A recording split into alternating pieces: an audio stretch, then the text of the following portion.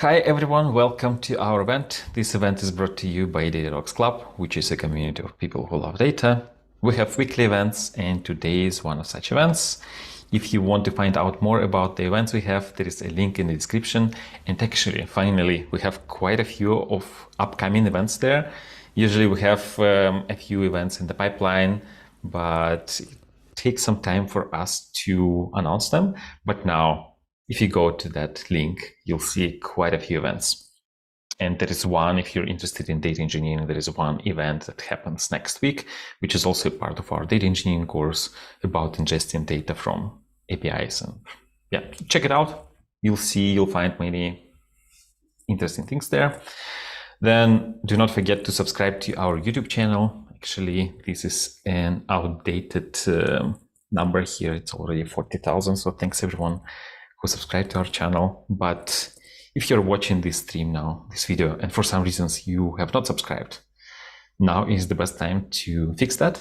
So if you subscribe, you will not miss any future streams like the streams like the one we have today. And finally, we have an amazing Slack community where you can hang out with other data enthusiasts. During today's interview, you can ask any question you want. There is a pinned link in the live chat. Click on that link, ask your questions, and we'll be covering these questions during the interview. Now I will stop sharing my screen. So the button for stopping to share my screen does not work. I am still sharing, right? Yeah, you are finally. Okay, now this works. Yeah, Zoom is always full of surprises. You have only one screen or two? One. Okay, that's not so convenient. It's not, but you have the phone. You can use the I have phone. the phone, yes. Yeah. So that's what I'm actually. So it's here. And Sarah is asking, will this recording be available after? Yes, it will stay on our YouTube channel. That's another reason to subscribe to the channel. Okay, I'm checking up. Okay, so let me open the questions we prepared for you. And so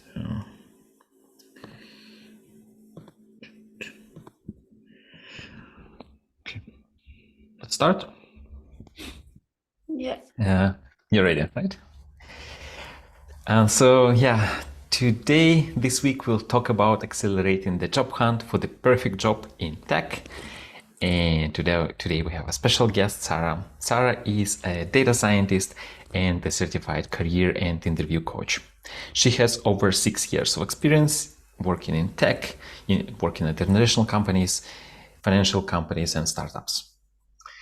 She went through a career transition herself, and she also wants to support other women in following their professional dreams.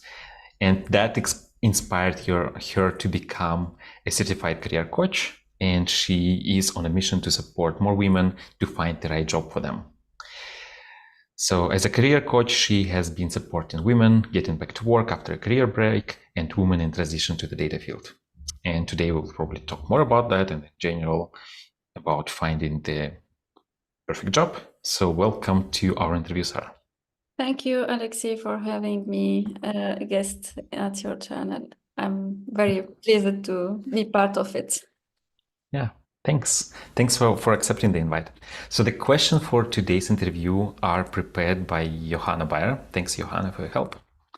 And let's start. So before we go into our main topic of finding a good job, let's start with your background. I already mentioned a couple of things, but maybe can you tell us more about your career journey so far? Yeah, so sure. So I have a background in computer science engineering. So I studied in Tunisia before moving to Berlin. And I worked a few years as a full stack developer before transitioning to data science, as you said. Like I did a career transition myself. And since 2018, I have been working as a data scientist at Remerge, which is an app, a company for mobile app retargeting. So it helps people use the apps again, the mobile apps again, by displaying ads. So I have already worked in the ad tech space, but so correct me if I'm wrong. So let's say I play a game, right? And then something happens and I forget about this game, right? I stop playing it. And then what you do is you see me in some other app and you say, hey, like, do you remember this game that you played? Come back. Exactly. Right? Yeah. So that's retargeting. Yeah. That's the main area where Remerge started. And then we also started user acquisition last year. So yeah, that's where I started in data science and still work at Remerge. And at the same time, after having my first child, I decided, I was like, okay, I want to do something during my parental leave and so on, because I needed to find something for myself. And that's where I started I started the journey into my own project, which is Thriving Career Moms, where I started helping moms returning to work after maternity. And then recently, I also started to support women in tech or women in career transitions. So not necessarily only moms. Yeah, and yeah, that's a little bit more. If you have more question about my journey, then yeah. But how exactly did you did you realize that okay, I not only I want to help women get back to work after a career, after a break, but you also decided to like become a coach. Like what did you do? Which steps? Like from the moment you realized that okay, like I have some knowledge about that and I want to share it, to actually getting your first mentee, like what was the journey? Coach. Yeah, so the secret here is because I have been having the support of a coach along my journey. When I decided to transition to data science, I joined the community, and there I got to support on how to go through my career transition. And then the same time also another time when I decided to start my own project, I got the help of that same community, which is Classic Career Girl.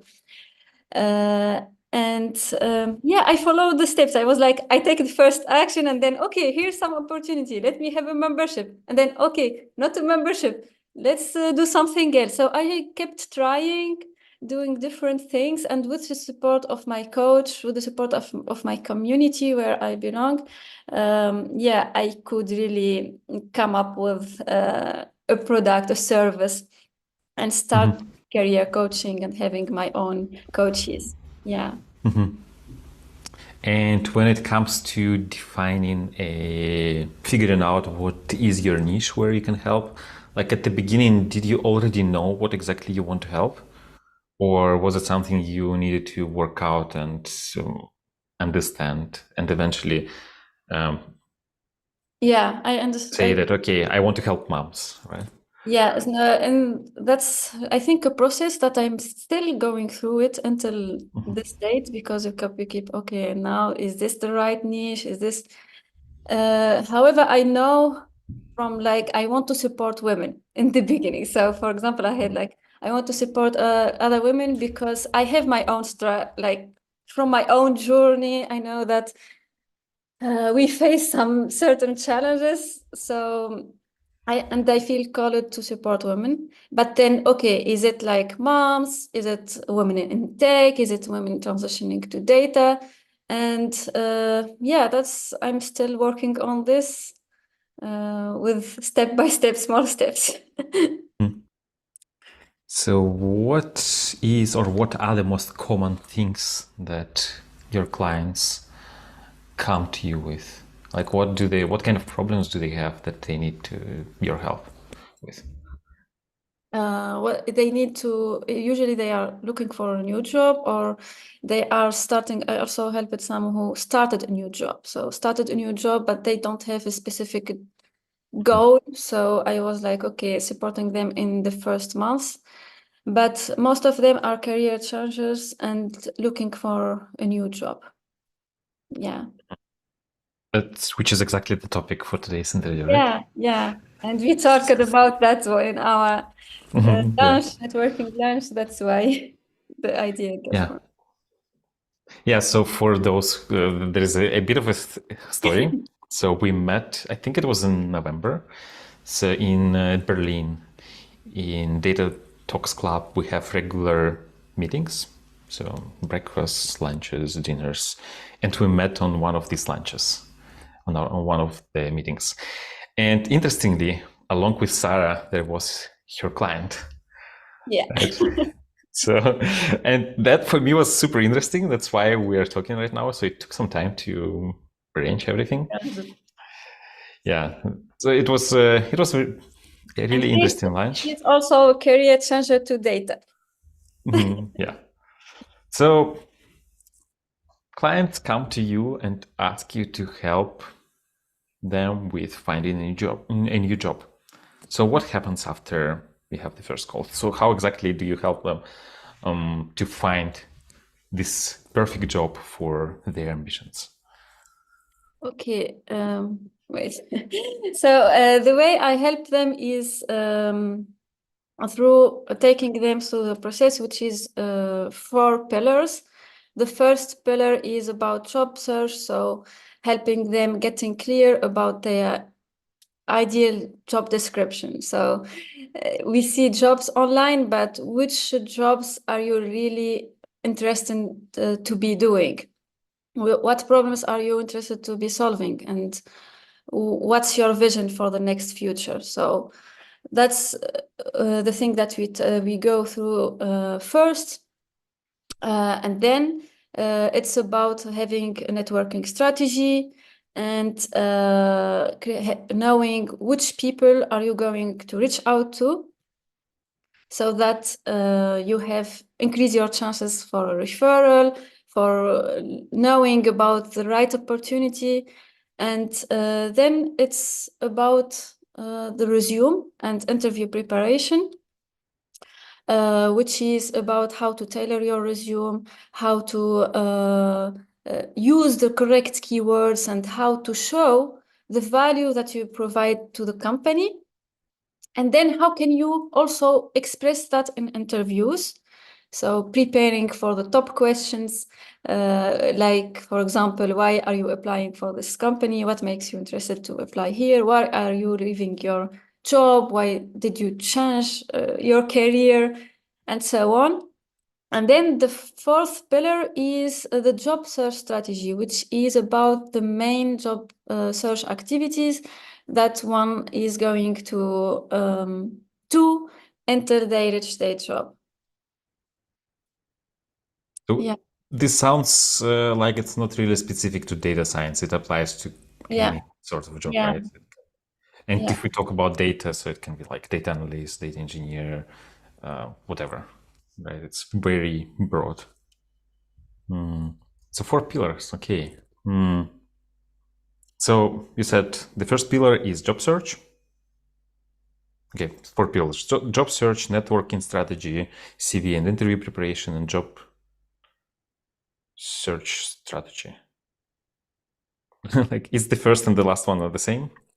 Okay, let me I'm just wondering, because I think that's the questions that yeah, I don't know if you have the same document that I have, just because I Yeah. remember this, I changed it a little bit so we can really focus on the. Okay, I'm a bit not following the document on this. For those who edit this episode later, please cut this out. And for those who are listening, yeah, bear with us. So you prefer to follow the questions, right? Yeah. Yeah. Okay. So we talked about these 4 pillars, right? And then you said that the first thing is job search, right? So you need to have clear idea, like you need to know what is your ideal job First pillar is the job description, yeah, idea. and which jobs are interesting for you where you want to be in the future. So how do you know that whether a job description is 100% aligned with my ambition? Like, is this the job? Is this the job that I'm looking at right now, right for me? Yeah, I think that's one thing that all my clients who come, they think, for example, they know what they are looking for. For example, let's say here to be concrete, I'm looking for a data scientist job. But then, okay, data scientists can do many things, right? So even the titles are different. You can find, for example, a decision-making scientist. You can find the applied research scientist, and all of them they can be put under data science. So the first step is that I help them to figure out that and how to know this is the right like alignment is by having knowing what skills do you want to develop right now. So to go about it is first researching. So what we do is like first researching all these data sciences jobs. Online advertisement, you look at the advertisement and then, okay, these are, you will find some tasks that you enjoy, you are interested in doing. So you start to collect, okay, these tasks I like to do, these no, this technology I'm interested to learn about it, this technology not.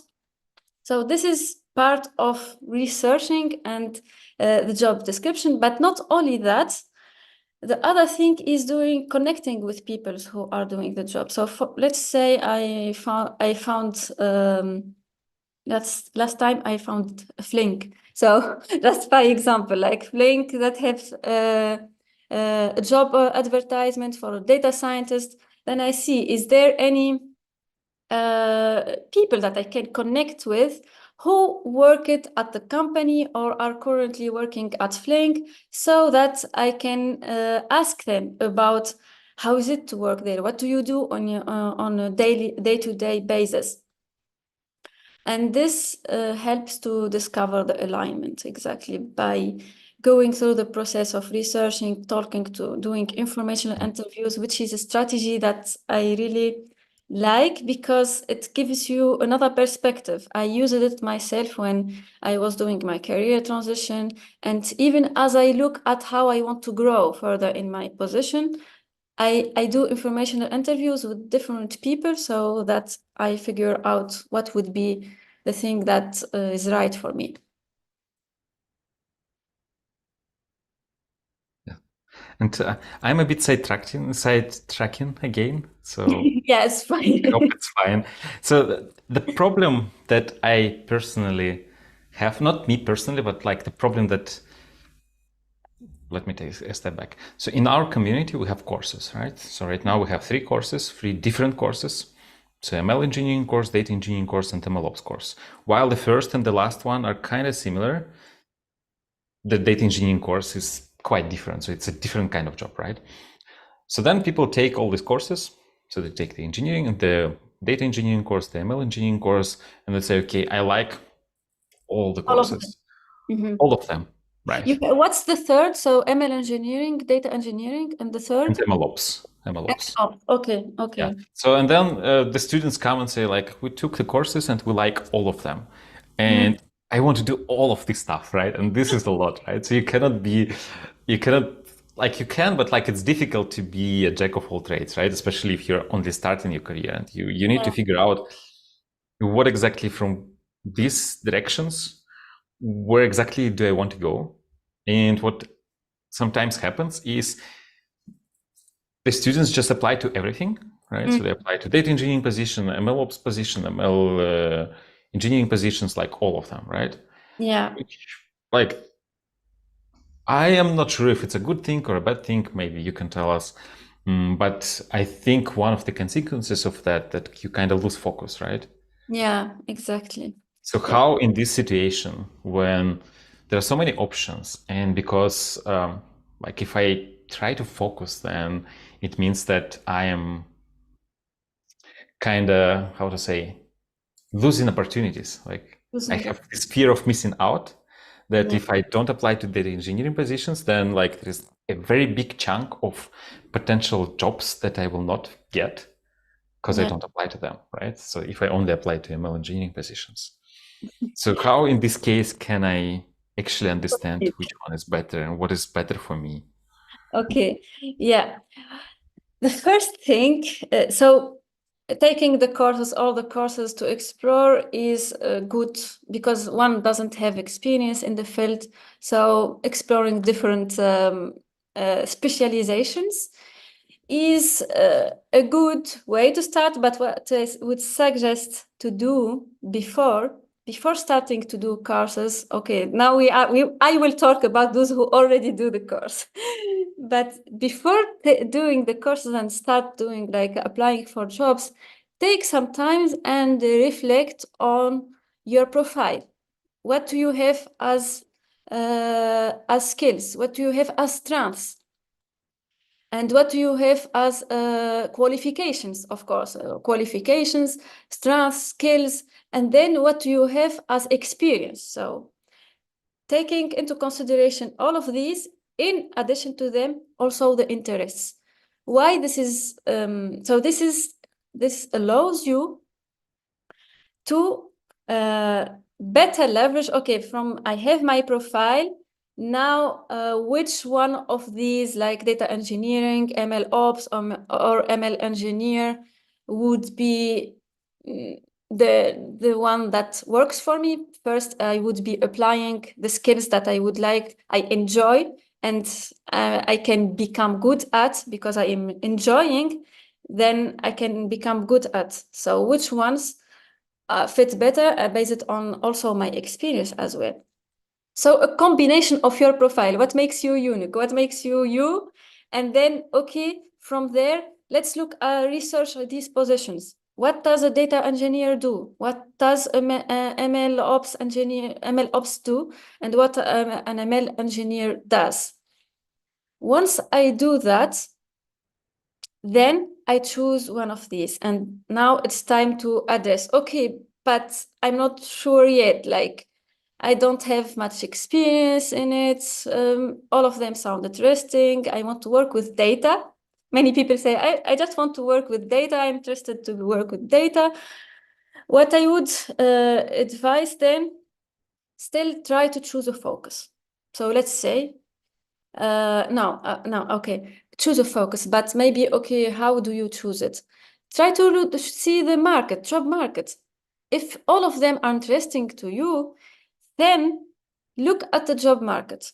What does the job market say? Maybe are there more hiring data engineers?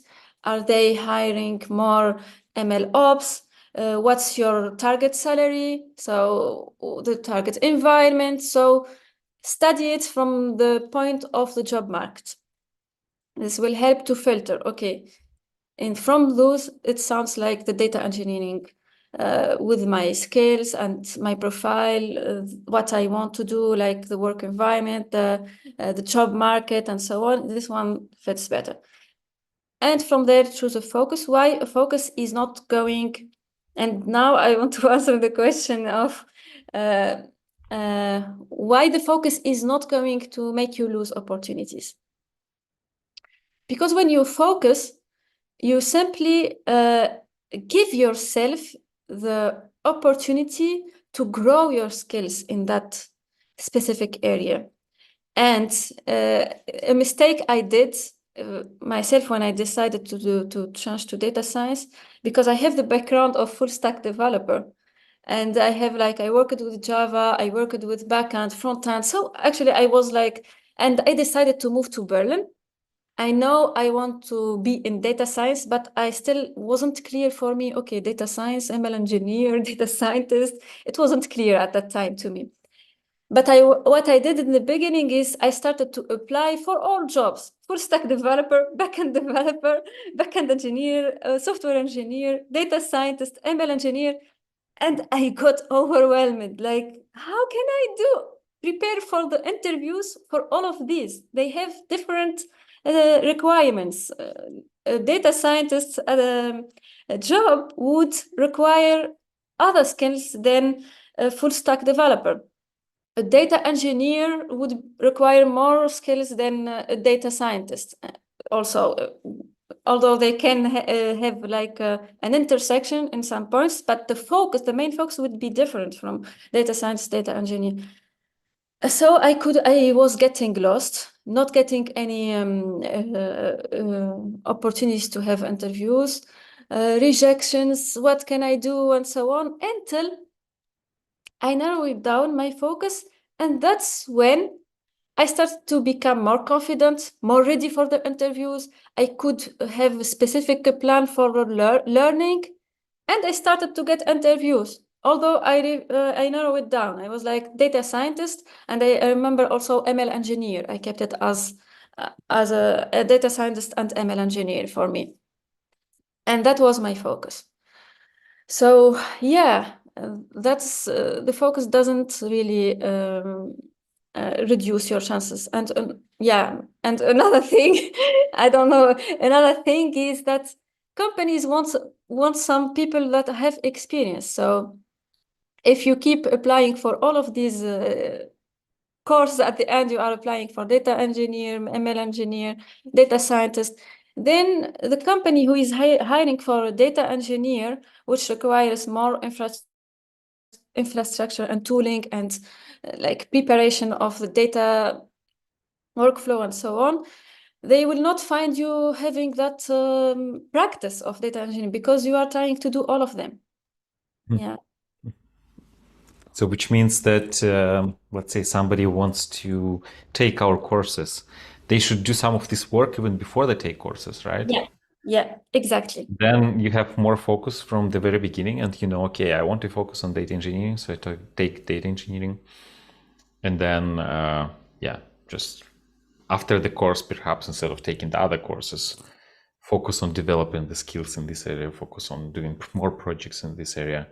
Exactly. And then get interviews in that area, right? And try to understand where you stand, what else is needed, required to get the job. Hopefully, after finishing our course, you get all the skills, right? Yeah. But sometimes some companies might require something specific, right, that we don't cover. And then this is where you can understand that, okay, yeah, and then try to focus on, I don't know, building a project with this particular skill. Yeah, it's important to not get lost in doing all the courses. I don't know if really all of them do all the courses before starting a new course. Just take some time and okay, maybe have a project. Even if so, I finished data engineering. I do a project. I do a project and I see if I enjoy doing it. Okay, I suppose that the hypothesis is something that I will like. But okay, I finished data engineering. Let me practice. Let me show that I developed skills in data engineering, and then think about another course. But going from one course to another is like, I don't know the Right? words, but yeah, it's better to avoid it. Like, especially like that's a circle, like you get on the train of course after course after course, because I feel like I still don't have enough qualifications. But remember, you have also skills, you have strengths, you have experience. So don't forget about that.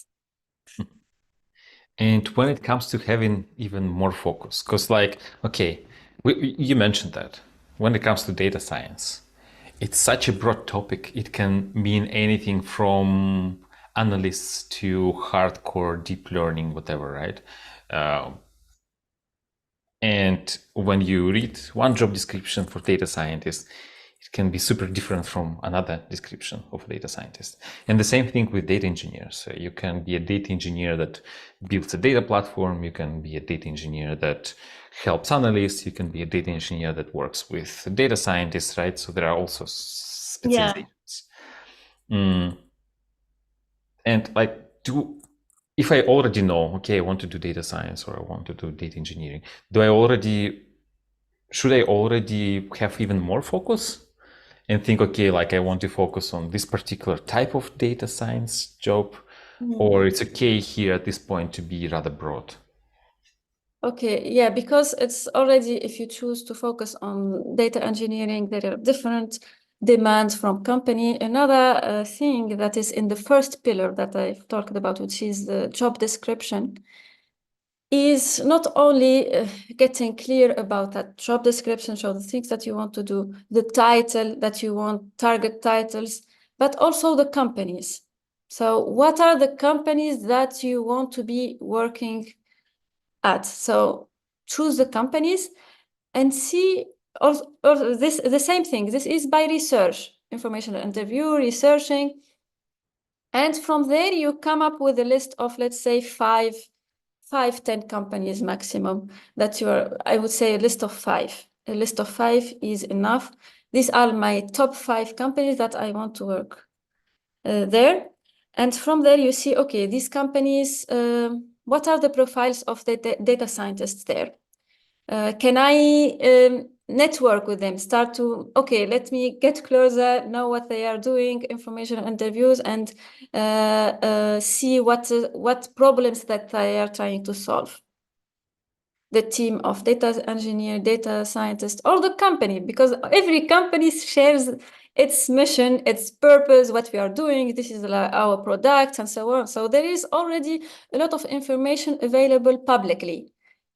Publicly, there is a lot of information available. So use that information in order to help you know what are the projects that you need to practice. What are the problems that you need to practice solving, and coming up with practical experience in those problems. And then also networking with the people who work at this company, because that's another layer in the job search, which is the networking. Yeah. Does it And answer your question? At yeah, least it does. focus in And you the... mentioned the word networking like 10 times by now. So I think we should talk about that now. 'Cause What I it's one of mentioned it 10 times, the companies.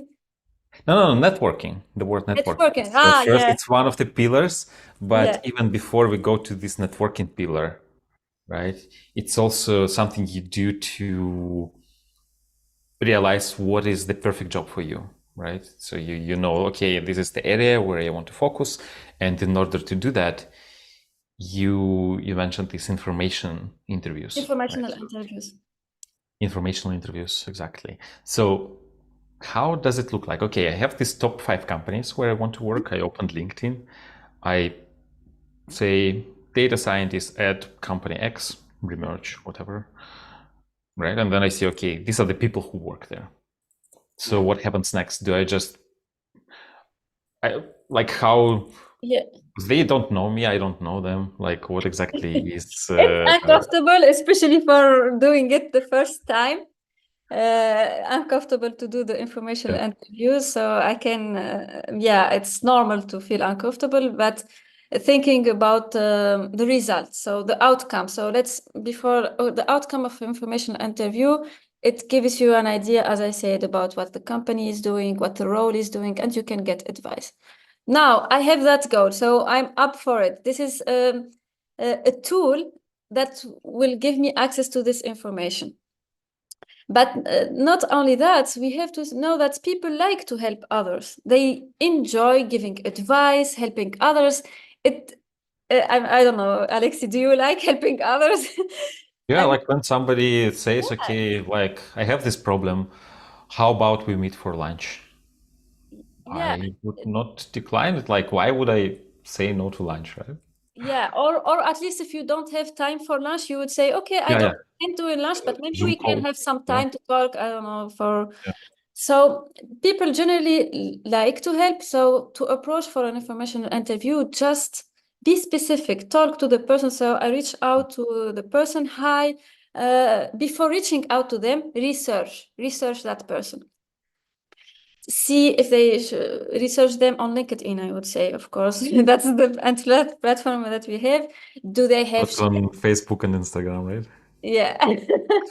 Professional, if you want, but I'm talking about LinkedIn. So maybe they do share some things of their work, of their interests, of things that they support, like I mean missions that they support. So, or they blog about their tech stack or something like this. So research them and find something to connect with that person through. So something about them that you can tell them, for example, I liked what you shared here, or we come from the same, something to connect similarities. And then from that say that you are currently looking for a job and working on your target companies or your target role, and you are interested, you are considering this company. You are considered to work at this company. So you would like to hear from them, what advice would they give you, and how is it like to work at this company? And invite them for a short call, like 20 minutes, 15 minutes. Make it easy to say yes. So it's lunch is good. Lunch is good if they say like, okay, let's come for a lunch, but don't ask for lunch at the beginning. It's like 15, 20 minutes call or coffee. And that's it. So to make it easy to say yes. And well, I assume I need to be prepared when I go to this meeting, right? So what kind of questions do I prepare in advance? Do I also send these questions in advance to that person? Like, how do you go about like an actual, let's say, strategy? Okay. The strategy is you don't ask the question, you don't send them the question. You prepare your question. Don't send them, but you prepare a question. The questions could be so depending. So informational interview can be used to know about the company or the role. So there are two things. If you want to know about the role, then focus your your interview questions on the role. So questions could be like, what do you do in your daily basis? What do you find challenging in your job? What do you like in your job? And then what What do you do you dislike? Right? yeah, challenging. I call it the challenging because not dislike, but it could be dislike. But another question which is good is what would make a person successful at at such role? For example, what would make, in your opinion, what would make a data engineer successful? These are a few questions, 4 or 5 questions, because it's only 20 minutes to ask about the role. About the company would be something else, but similar. What do you like about the company? What do you wish what do you wish that was different before you start? One improvement you want to see in the company. So not only about what you like, what you dislike, but also, yes, deeper in questions. Okay. And what can I offer in return? Because like I have this, I had a few lunches, and then at the end, people ask me, and then I answer questions, and then at the end, I get this question: what can I help you with? What can I offer in return? And I'm like, always, my mind goes blank, and I don't know what to answer to that question. And then I understand that okay, they got something from me, and they want to return the favor, right? Yeah. Uh, I'm So okay. if I'm like asking that person, so I ask them questions, they already spent half an hour of my time. Like, how can I figure out how can I be useful? Or I don't need to You can think about ask. these things. Just ask, like they ask you, how if is there anything I can do to help you as well? Sometimes you find, most often they will say, "Oh no, thank you," but yeah, but just being willing to help, Mm. and because when you have that information interview, they get to know you a little bit. For example, I talked with someone for an informational interview and to ask her about her role, and she knew that I'm a career coach. So when I asked her, okay, how can I help you? She said, I might need a career coach in the future. So let's just stay in touch. So usually this person will stay in touch, will connect with you on LinkedIn later after this interview. And that on its own, later they can ask you for help. So you don't have to return that help right away. Be willing to offer it. and know that you are now gained a new connection, a new relationship that can benefit both sides in the future. And informational interview is not to ask about a job. It's not like to say, it's not to ask, are you currently hiring? I want to apply. So they can suggest it themselves. Sometimes they suggest it themselves and they say, oh, because I know my coach said she was because she was so prepared for her informational interview that the person she interviewed told her, if you want to apply, then tell me, I will refer you. So you don't ask it explicitly, but it can happen. Because also at this stage, I guess the purpose is to figure out what you want. Yeah, Right. So exactly. maybe you don't even know if you actually want to be a data engineer at this particular company. Exactly. Because when you ask them, what do you not like about your job? And then you hear back what they say, you think, no, maybe It I'll happened to do. me. I did a couple of informational interview, and the beginning, oh, I like this, and then the second, the third, okay, no, this is not for me. Yeah, exactly. So at this stage, it's just getting clear on finding the right job for you, right? Yeah, but I say that don't ask for a job, because usually now even people who are watching and they are currently in the job search, they will say, okay, I want to do something to get a job, not to learn about it. Yeah, right. Just understand But, that information but interview. that's the second pillar, right? That's not the networking strategy. We Networking, yeah. kind of already started with networking, so we already reached out to people, we established these connections. But what about this networking strategy? Like, now I'm looking for a job. So now I found that data engineering is the right job for me, right? I know the good things about this. I also know the challenges or not so good things, right? And now I understand, okay, I think it's for me. Now I start looking for a job. So when it comes to networking, like how is it different from what we discussed? How is it different is it's not about networking with anyone, but networking with the right people. And how do you know the right people? You have to, who are the right people? So now you are clear on the job. So you know the job, I will suppose that you know the job, you are the companies that you want to work at. Now, who are the right companies? Based on that, I will find who are the people I have to connect with. But not only that, assess your network, your current network.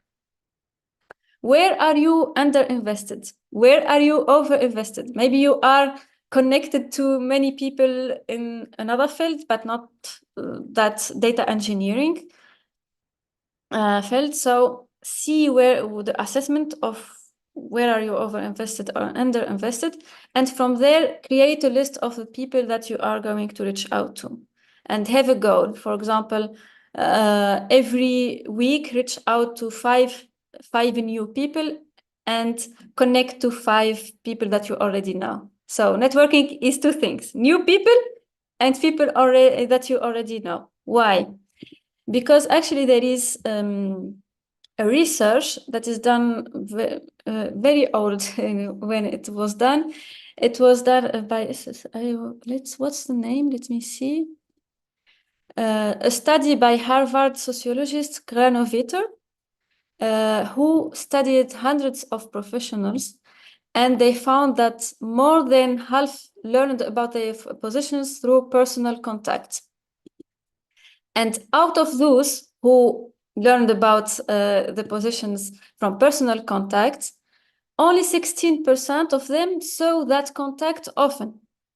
And more than 55% saw that contact only occasionally.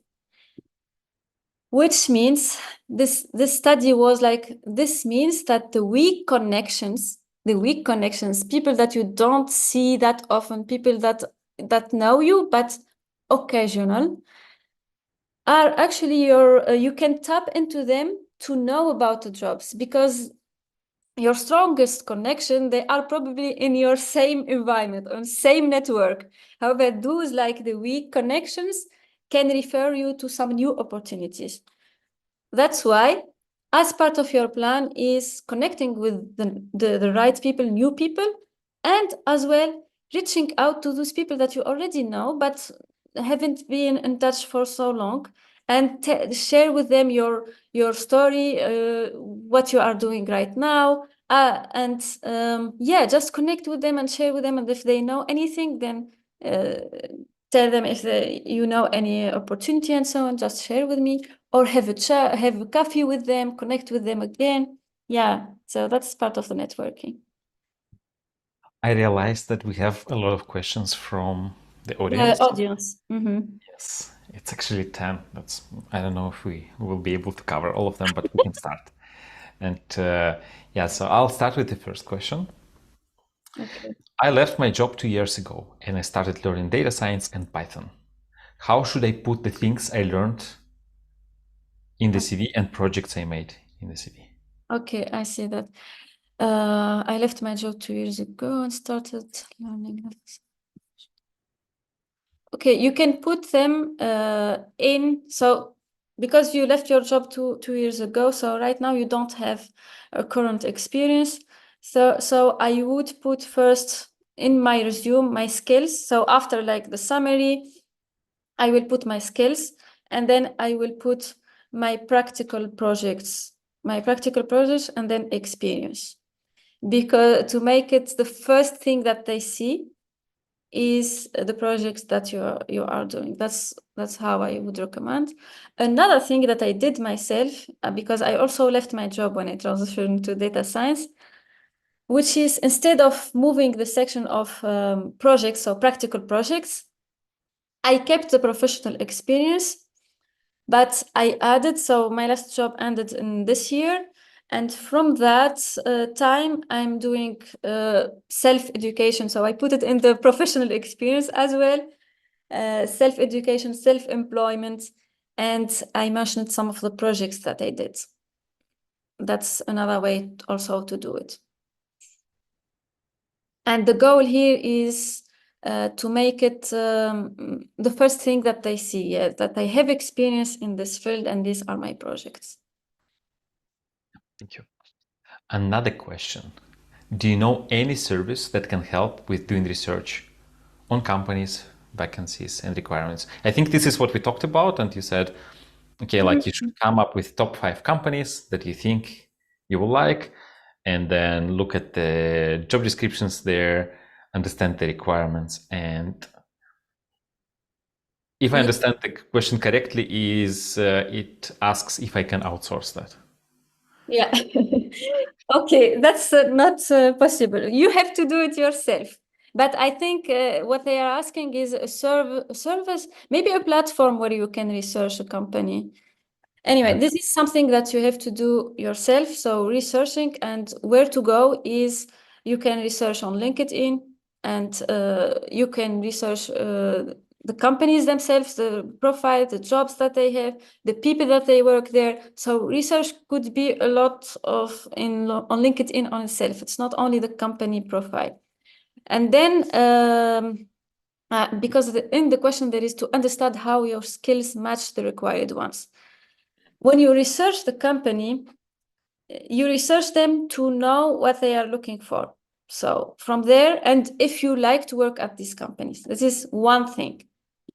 And then before, you also did the assessment of your skills. Once you select the companies on yourself, you do the matching. You see like, okay, these skills, like there is some skills that I have, or these are some transferable skills. So this is manual work actually. And but what you can do is you can do a strengths test, for example, to know what are your skills. It's not part of the question, but in the assessment of your profile, there are resources to see your strengths, your interests, like of things. I can share what are they later. Do you suggest, Alexi, to share them later, the resources? Yeah, you can just send us links and then we'll include them in the description. Yeah, there is the Gallup test. There is the high five test, which is a free alternative. And then also there is the interests one. I don't remember the name of the platform. but there are some platforms to help you with your skills, figuring out the skills and the strengths. Researching is on you. Mm-hmm. Yeah, because like if you outsource, then like the process of doing that also helps, right? And if you just outsource and Yeah, somebody comes with results, it might not be what you actually need, yeah, right? it's like I was watching for my business talking about the marketing. You have to do some work yourself to know the core your message and so on, and then you can outsource. But there is a part like you have to do it. Mm-hmm. Yeah, the next question is from Aniko. Do you have any advice on how to tackle searching for a part-time job? Should I apply for a full-time position and say, look, I only want to work half-time? Or what's the strategy here? And I assume like if somebody, let's say, I imagine a situation where a mom wants to go back to work, right? But she still doesn't want to like go full-time. This is the scenario where this situation can appear. So I think it's a personal choice, but there are some strategies. The first strategy, which I found more recommended, is to not tell in the beginning that I want to. So, for example, you saw the job that is full time, but you are interested to work at this company, or maybe because something after researching the company, you can even apply spontaneously, by the way. So once you have the list of your companies, you can apply spontaneously. And so this person likes to work at this company, but either full-time or there is no position. What you do is you share your interest to work at this company, and then you can either tell them from the beginning part-time or go on full-time in the beginning. And then once you prove yourself, then switch to part-time. That's the recommendation that I found when it's about full-time, because usually when you say part-time and it's full-time, they will say, oh no, we are looking for a full-time position, and it stops. So I wouldn't, if I applied for a full-time, the first interview, I wouldn't say I like this job, but I want to work part-time. Let it at least in the advanced, so not from the first interview. Mm-hmm. I know also someone I helped who from the beginning she mentioned part-time. So it depends for you, like, yeah, how much is it a priority or discussion negotiable? Mm-hmm. But it's better to Mm-hmm. full-time, keep it full-time in the beginning. Because I imagine that, let's say, if we talk about Germany, in Germany, the probation period is usually 6 months, like half a year. Because it's It long, means yeah. that probably you'll need to work full time for at least 6 months, right? Months before you can ask for reduction in hours. Yeah, I would say in this time, in this full-time, the first 6 months, if the company is flexible, so target specific companies who have the flexibility, who can give you the remote option, and then just focus on that. And then once you have you are either progressed in the interview, so you can tell them, okay, they are more interested in you because they kept, okay, I want this person. It's not like you say it in the beginning. And the flexibility can make easy the full-time work. So it helps to experiment that. Yeah, thank you. So I worked in BI for 5 years, and the last year also with some tools like Alteryx and Tableau. I don't know. Tableau is like a dashboard tool. Yeah. So now I have time to study data engineering. I am 42 years old. Am I too old for the move? Okay, you are not too old for the move.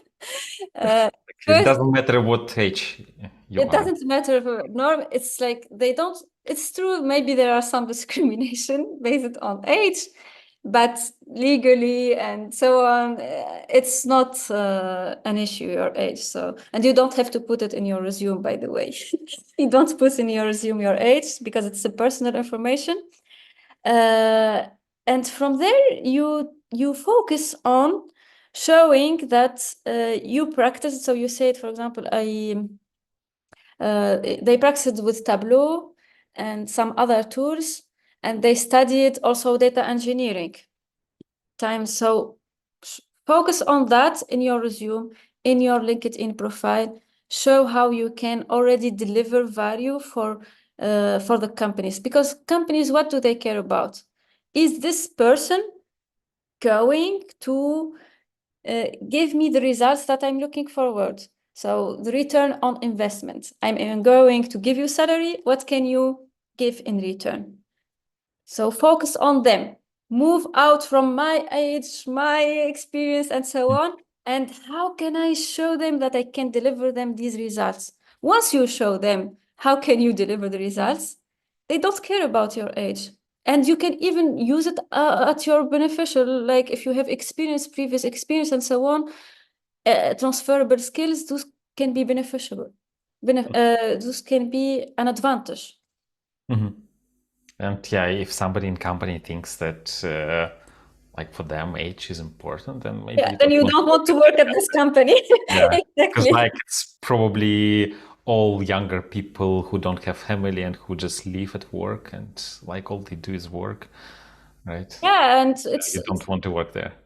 yeah, because yeah, exactly. You don't work to work there. Yeah. So there is a person who is taking currently our data engineering course, right? And the question is, should I start applying for roles, data engineering roles, while I'm taking the course or after? Because I always feel like I'm not ready yet. I always feel so. Should I start to apply while I'm Yeah. doing the data engineering course, or wait? Okay. What I would advise doing is start to share about your learnings. Start to share about your learning. So whatever you learn in the course, during the course, share about it, try to practice it, small projects, small things that you can put on your GitHub profile. And from there, maybe if you start applying, you can decide to apply after. If it's a career transition and you are in the course, then I will finish the course. And during the course, I start to have my marketing strategy, the last thing. So I start to network with the people in data engineering. I start to share my learnings and the challenges and so on. And then after I finish the course, I start to apply for jobs. But I have already my network ready, my marketing strategy ready. That's the difference compared to someone who haven't worked on the job search at all before finishing the course. And by the way, I did it myself, and it landed because I was doing that when I was in the career transition to data science. I started a project on computer vision, and I was learning, okay, I faced these challenges. I have my personal website. I faced these challenges, and I was even talking about the Visual Studio's problems and how I changed them and so on. And that helped me like first help some other people because I like, help some other people. That article that I wrote, I couldn't imagine that it will be referred many times because many people were facing the same problem, and I helped them solve it. The first thing. And the second thing, people started because I was sharing what I'm doing and learning and the project that I'm working on. I got opportunity, like, let's come talk about your project that you are working on. Or so this already showed the result to me when I went through my transition. Yeah, thanks for confirming that we are on the right way. So in our courses, we encourage people, students, participants to share what they learn in public. And we even give them a bit of extra motivation to, like, we score the homework, and for each post they do on social networks, when they share something, they get extra points. So now you have an answer why you should do that. It's uh, And when usually you we start, don't go. yeah, Sorry? yeah, sorry. Because don't put the goal only I have to share it to show other people. If you put the goal as okay, let me help another person, let me engage with people and learn from them. So so helping people who are not in that path yet, and engage with the people who are more experienced. Just make it as an experiment, Mhm. experience that you are doing with others. That's it. Yeah, and you'll be surprised how helpful it is, actually. Yeah. For you and for others, because when you also try to talk about what you learned or your project, you are making it easier for yourself later in an interview. In an interview, you will remember better because that helps you Mm. memorize. So, which means that it's not just you write a post on LinkedIn, hey, I learned Docker, cool, and that's it. You actually write a post about what you learned, put it on like some blogging platform, and then you Oh, share the post. or maybe some challenges at the end. You say, okay, but I faced this challenge. What do Yeah, you, yeah, and ask exactly. for opinion or, It yeah, requires bring more time, but others. mhm. Okay, we should be wrapping up, and I see that there is a comment. Gallup test is the best way to know the top 5 skills. I did it before twice, so we talked Yeah, about that. So you can use these sort of tests to figure out your strengths. yeah. And I think we should be wrapping up. Maybe before we finish for the day, Yeah. are there any resources, books, courses, YouTube videos, or whatever that you can recommend Yeah, for those so who want to learn more about this topic? yeah, thank you, Alexi. I just put a link for the one, my next career move. So my next move website where you can do the test there in order to see what are your interests. So the degree of interest, and that's good because it helps guide you, for example, in terms of what industry you are going to be interested in more in contributing to, and also what roles. So that is a good resource. And otherwise, I would recommend the Feel the Fear and Do It Anyway book by Susan Jeffers. And also a book that helped me a lot, which is The Success Principles by Jack Canfield. The Success Principles. Otherwise, it would be the podcast Awesome at Your Job, Data Talks Club, and Career Contessa for, yeah, it's another podcast. And you said you put the link. Did you put this to YouTube?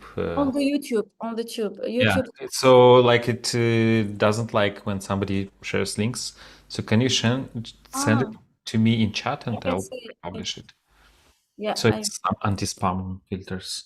I okay. will now publish it, put it to the live chat so everyone can see it. Yeah. And I will also add this to the description. And that's all we have time for today. So thanks a lot, Tara, for joining us today, for sharing your experience with us, for sharing all these tips. We covered only 2 out of 4 pillars, but I think that's already a lot of information and it will help many, many, many people. So thanks a lot for doing that. And if somebody wants to find out more about what you do, we'll share all the links in the description. Yeah. And I'm in the Slack channel. I'm there. So if you have career questions that weren't answered, you can post them again in that channel and I will reply And whenever. yeah, I noticed that you answer questions, so thanks a lot for doing that. So, You're welcome. thanks. My pleasure. Okay, yeah, Okay. then